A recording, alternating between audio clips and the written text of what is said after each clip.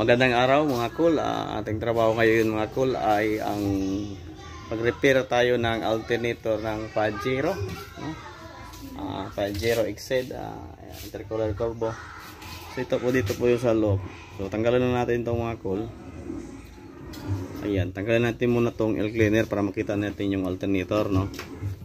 Ayan. So okay. Pagtanggal nyo ng air cleaner, makikita nyo na agad yung alternator. So anong gagawin pag alternator ay mag-check tayo. Check muna natin yung main line. Tapos yung dalawang wire niya, yung malaki at saka yung maliit. Yung malaki always po yan sa positive. Yung maliit papunta po yan sa ating charging light, no? So mga cool, tanggalin natin dito. Tanggalin na lang yung mga tornilyo, yung hose, pressure hose, yung sa ilalim, yun lang po, belt, tanggalin. Tapos pagkatapos, tanggalin nyo itong hose na to para makadaan yung alternator. Okay, so let's go mga guys, or mga cool. Magandang araw mga cool. Dito naman tayo ngayon cool, mag-repair tayo ng alternator ng Pajero intercooler turbo 2800 Exceed. So ito pa mga cool, na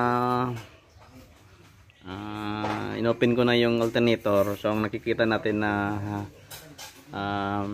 dito problem ay wala pong field coil. Hindi po yung naka coil kasi po naputol po yung field coil dito. Ayan, napakaliit. Ayan, medyo malabo. Ayan, medyo okay na siya. So ito mga cool, to po yung naputol na field coil, maliit yan, oh. Ayan, maliit na, ayan. Tapos yung kaputol niya ito. Kadalasan po ito mangyayari sa alternator po. Ito po ang kadalasan kasi po ang kuan nito, wala pong charging light doon sa dashboard. Makikita natin sa dashboard walang charging light. So ito naman yung kanyang field coil o stator coil at saka kasama yung IC at saka regulator dito. Ayan.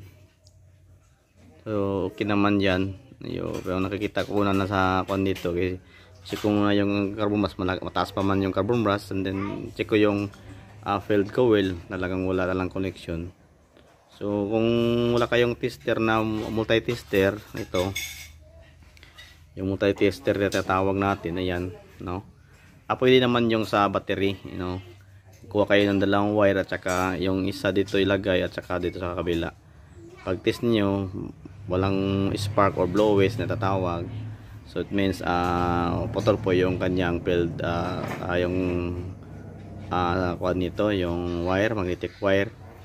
So ang gagawin natin mga cool, kasi ang naputol po dito ay yung sa kanyang starting. Ito po yung starting na side, ito po sa ending.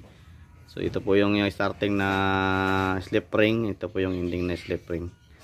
So ang gagawin natin mga cool, idugtong lang natin yung sinasabi ko kanina na putol.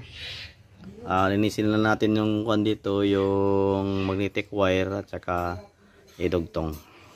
So yan lang po mga cool, tingnan na natin pag mabalik natin doon sa alternator, sa kanyang engine or sa kanyang makina. Okay mga cool, dito na tayo ngayon. So natapos ko na yung pag-aayos ng alternator. So ikinabit ko na. So dito tayo ngayon sa harapan, sa may driver's side. So ang problema po nito yung pag-on mo ng ignition. Ayan, wala po ang battery sign nito. Hindi po umiilaw yung battery sign. So ngayon natapos na natin ayos yung alternator kasi naputol nga yung yung rotor coil. So yan, bumalik na siya. So subukan na natin mga cool na ipa-start din to. So ito na cool, mandar na yung sasakyan. Ikabit muna natin yung ating thermometer o battery charger pala, battery tester. Ayan. So ayan mga cool, medyo baliktad ayan. So nakakapot na sa minor pa yan cool. So i-accelerate natin.